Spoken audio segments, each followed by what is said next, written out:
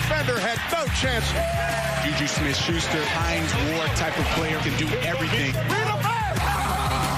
That is Chase Claypool. Mapletron does it again. Let's go. There's enough to go around.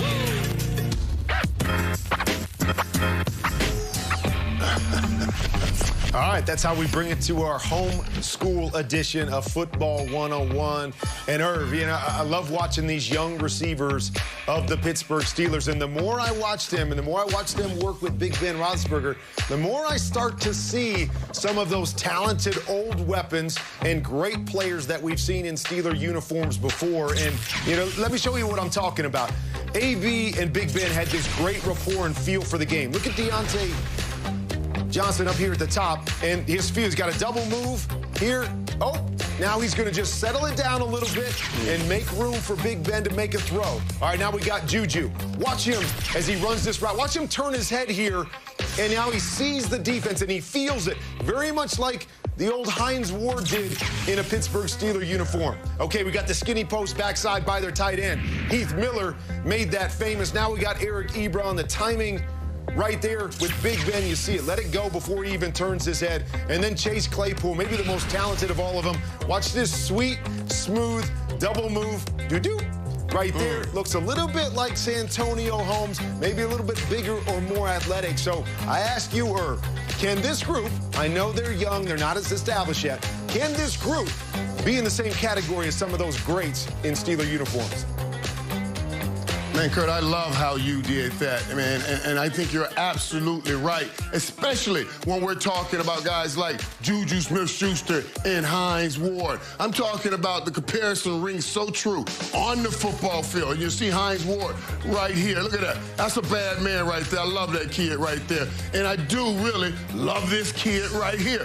I'm talking about, yes, they have similar football attributes, but they have similar personalities and characteristics where everybody on the team loves them, everybody on the team rallies around them, and they are the great support for everybody on that team, Kurt. So when I see it, I say, oh, wow, I love this comparison. The Deontay Johnson, he does have some of that understanding that AB has and some of that quick foot stuff that AB has to beat you in the open field. Yeah, maybe the big question is how long does Big Ben stay around to see if this group can become that special? Now, Irv, we're talking about the Steelers, and now I'm supposed to toss it to pick six. No. That is bad memories for me. Steelers and pick six. Yes. Rich, Cynthia, take it away. You know what, Kurt? I appreciate you talking about the elephant in the room instead of me. I really appreciate that. It is time for Cynthia Freeland to give us 6 picks about who's going to win in Week 11, starting with this game, Steelers versus the Jaguars. Well, I'm just trying not to underwhelm anyone here. But you could totally take the Hines Ward, a.k.a. Juju Smith-Schuster. But I want to point out, in this monstrous win, you also want to consider James Conner, who has somewhat underperformed in terms of fantasy value this year. But with 70 rush yards, a rushing touchdown, and 2 receptions for 11 yards, that makes him running back 6 this week. So I think this is the kind of start to the end of James Conner. Okay, so let's talk about the Texans and the Patriots and look at this result. What do we have here? I'm going to have to block my mentions because Patriots Nation is very loud and in charge, but I have a 1-point Texans win in this one. Why?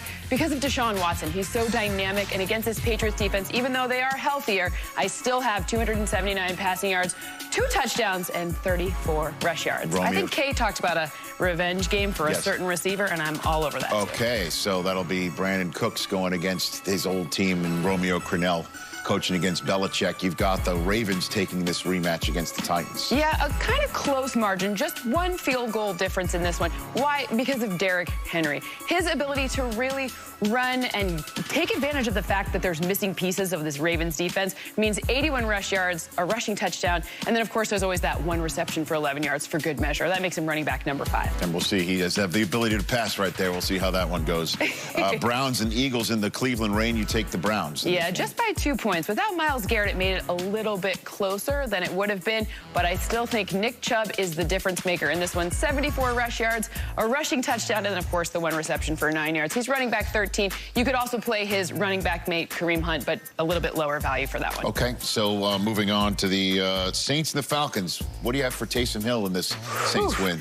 Listen, Taysom Hill projections are really hard, so I did my very best given all of Sean Payton's years of coaching. So 188 passing yards, 2 touchdowns a pick, and 34 rush yards. That could be even more rushing yards in this one in a 4-point win. Closely contested. I think Marshawn Lattimore status you want to be careful of, so play your Falcons as well. Okay, and then finally, Vikings-Cowboys. Doom, doom. Look at that. Doom, doom. I'm glad Irv's not in the studio because this is a pretty significant win for him. Ezekiel Elliott is going to have 72 rush yards, 2 receptions for 21 yards. He's running back number 17. Notice 17 for him, huh? Yeah. Wow. Notice what number doesn't appear there. 2 letters, T and D. D, yes, I don't do. appear there. So that's Cynthia Freeland's pick 6. She will come back later with the upset of the week that she's been nailing week in and week out, alongside also a lock of the week. Wonder if we've already seen one of them. And then that'll be later on. Miami and Denver facing off with both quarterbacks at age 25 or younger for the first time since Week 4, 1985, when young John Elway and young Dan Marino went at it. Marino, 390 pass yards and 3 touchdowns. Elway, 250 passing yards and 1 score, and the Dolphins, 1 interception. The Dolphins did win the game by 4. So it's now 2 time. Finally, the replacement for Marino. Beautiful day for football in South Florida, and here comes Tua. Let's go, baby! Another one of those guys that plays like he's got skis on. Are you kidding? Tua fires. Got him! How about a little Tua touchdown? Wow. Hit it full speed. Riding the wave. Look at the ups on this guy. Out of this world! Tua back to throw. Touchdown!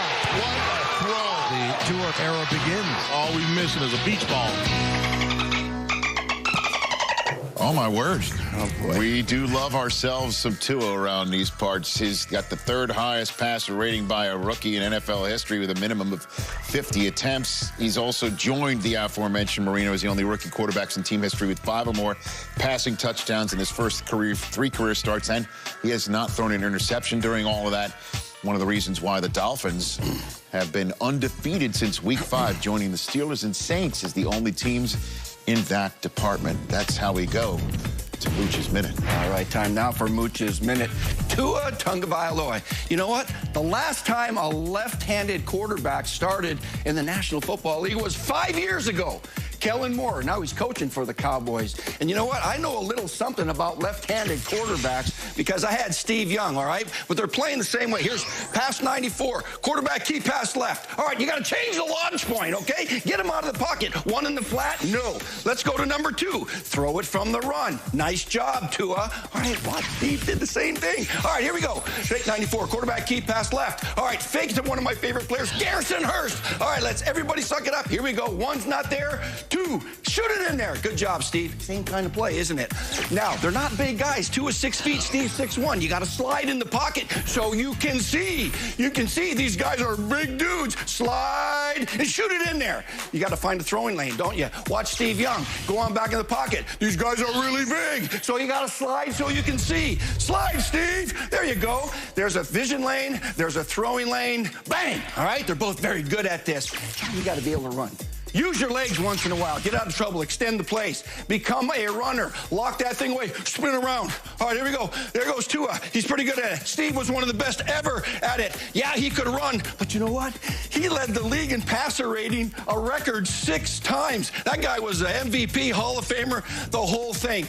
They're not the same guy exactly, but they need to play the same way because of their size. Move them around. Let them play with their legs. And you know what? Tua today is going to be traveling to Denver to see if these Dolphins can win their 6th game in a row. And now, coming up next, our own Willie McGinnis sits down with the GOAT. Yep, Tom Brady. You're going to want to see it. Brady slings it to Rob Gronkowski. You've always been about your teammates. One of your teammates